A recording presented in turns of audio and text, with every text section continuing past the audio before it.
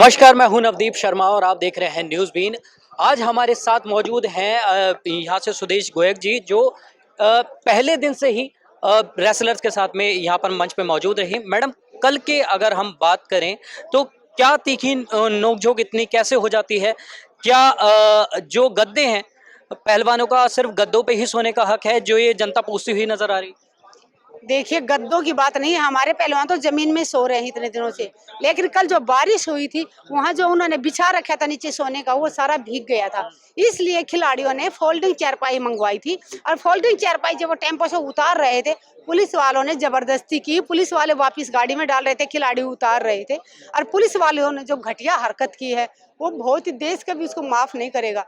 जो भारत का गौरव हम बेटियां, उनका इतना अपमान किया ना, पुलिस की तरफ से जो अपमान हुआ है, वो बहुत ही निंदनीय है। बहुत ही दिल में दर्द देने वाला अपमान किया बेटियों का। जी बिल्कुल, आपकी आंखें यहाँ पर भीग। बेटियों के बाल खींचे गए, बेटियों को गंदी गाली दी गई है, बेटियों को धक्का दिया गया है। पुरुष ने धक्का दिया। महिला पुलिस होती तो चलता, जो पुरुष थे उन्होंने धक्का दिया है। ये मैं कहूंगी कमिश्नर से कि कम से कम आप अपनी पुलिस को एक अच्छी ट्रेनिंग तो दे दीजिए।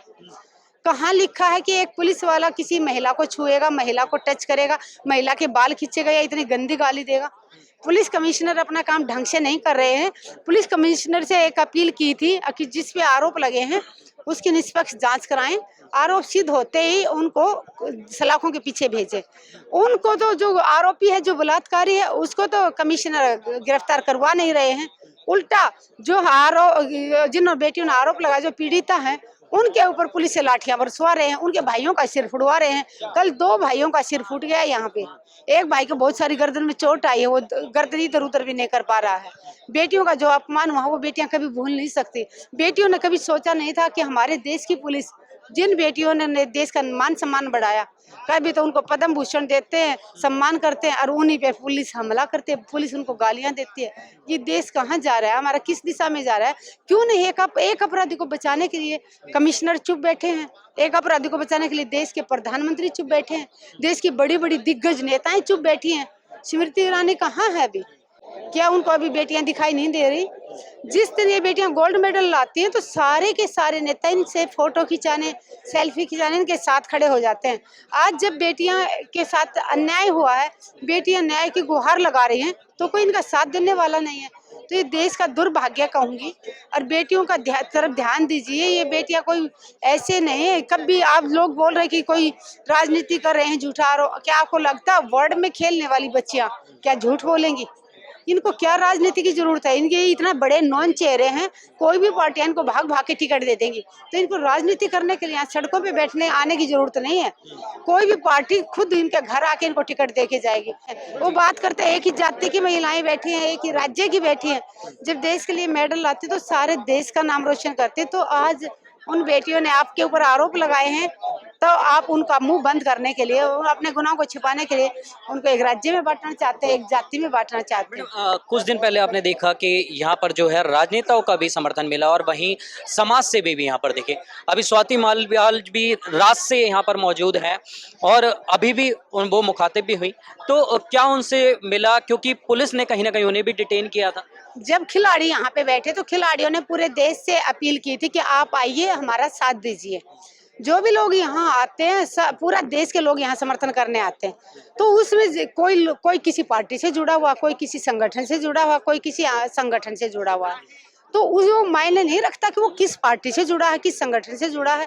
यहाँ आने वाले लोगों को हम एक ही नजर से देखते हैं कि ये एक भारतीय नागरिक है और यहाँ भारत के खिलाड़ियों के समर्थन में आया है। तो इसलिए सरकार ये ना कहे कि यहाँ पे राजनीति हो रही है। अरे भाई, हम तो सरकार से ही तो अपील कर रहे हैं। सबसे पहले प्रधानमंत्री जी के पास गए थे बच्चे 1 साल पहले भी, तब प्रधानमंत्री जी ने कोई ध्यान नहीं दिया। तो इन्होंने कमेटी भी जो बनाई 3 महीने पहले, उन्होंने भी इनको न्याय नहीं दिया।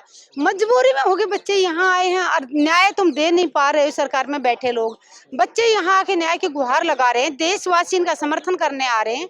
वो देशवासी किसी भी पद से जुड़े हों, किसी भी पार्टी से जुड़े हों, वो हमारे लिए कोई मायने नहीं रखता। हमारे लिए तो वो एक हमारा समर्थन करने आया, बस इतना ही मानते हैं हम। कभी कोई किसी पार्टी का नाम यहाँ नहीं लेता, कोई पार्टी का गुणगान यहाँ नहीं करता।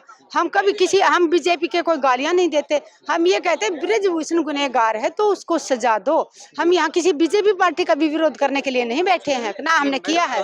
एक और इसमें सवाल जो आता है कि कहीं ना कहीं बेटियों ने कहा है कि हम जो हमें मेडल्स मिले हैं वो भी लौटा देंगे अगर हमारी इस पे कार्रवाई नहीं होती। क्या ये सच है?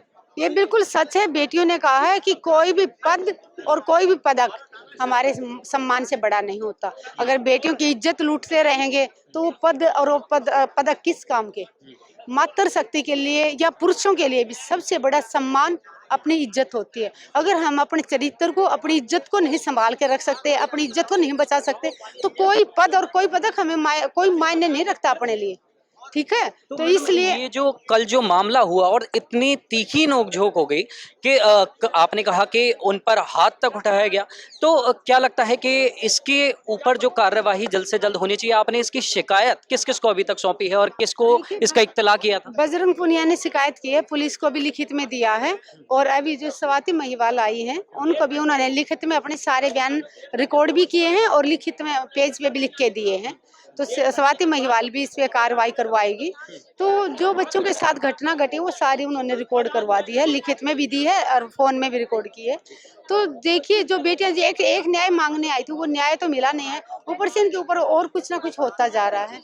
तो देश की बेटियां हैं जिन्होंने हिंदुस्तान की शान बढ़ाई, इसीलिए आज पूरा हिंदुस्तान इनके साथ खड़ा हुआ है। मैडम, आखिरी सवाल के बयान अभी पहले भी दर्ज किए गए थे और अभी जब एफआईआर के बाद जो बयान दर्ज किए गए हैं अभी 2 दिन पहले, तो उसके बाद क्या कार्रवाई हुई है और उन बयानों में क्या था? नहीं, मैं एक बात आपको और क्लियर कर दूं, जिन 7 बेटियों ने शिकायत दर्ज कराई है उन सभी 7 बेटियों के बयान दर्ज नहीं हुए हैं अभी तक। अच्छा। अभी तक तो सभी शिकायतकर्ताओं के बयान भी नहीं लिए हैं पुलिस ने। और मैं ये कहूंगी कि जो एफआईआर दर्ज हुई है वो भी लिखित में जो इनको यहाँ पे दी नहीं गई, शिकायतकर्ताओं के पास नहीं आई है। तो कहीं ना कहीं जो आरोपी है उसको बचाने की साजिश चल रही है। मुझे नहीं पता, वो शायद बहुत बड़ा बाहुबली होगा, बहुत बड़ा डॉन होगा, लेकिन मैं एक बात जानती हूँ, कानून के हाथ बहुत लंबे होते हैं। कितना भी बड़ा डॉन हो अपने आप में, कितना ही बड़ा पैसे वाला हो, कानून जिस ईमानदारी से अपना काम करेगा वो कहीं भी छुपेगा, साथ कहीं भी छुपेगा, उसको निकाल के जेल में डाल देगा। एक और सवाल आता है कि जैसे पिछली बार कमेटी गठित की गई थी और उसके अंदर जो थे बयान कहीं ना कहीं बदल गए थे बेटियों के, तो इस बार कुछ दबाव के अंदर बेटियों के जो बयान हैं वो कहीं बदलते हुए तो नहीं दिखाई देंगे? बिल्कुल नहीं बदलेंगे। बेटियां एक बार धोखा खा चुके हैं। उस टाइम हम कुछ कहते थे तो बेटियां कहती थी मैम अब पर सरकार को कुछ मत बोलिए, सरकार तो खिलाड़ियों के साथ है। क्योंकि बेटियों को लगता था जब मेडल लाते थे तो खिलाड़ियों, प्रधानमंत्री जी चाय पे बुलाते थे, कॉफी पिलाते, सेल्फी लेते थे, बुक्के देते थे, भारत का गौरव बताया, अपने परिवार की बेटी बताया। तो खिलाड़ियों को लगा कि जो प्रधानमंत्री जी जैसा बोल रहे हैं वैसे ही ये दिल के अच्छे हैं।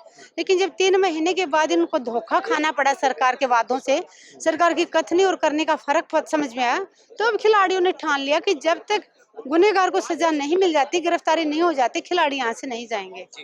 तो ये थे हमारे साथ सुदेश जी, जिन्होंने साफ तौर पर कहा और एक खुलासा किया कि जो ये बयान है कहीं ना कहीं पहलवानों के अभी तक सबके दर्ज भी नहीं हुए हैं, सिर्फ एक लिखित में शिकायत गई है।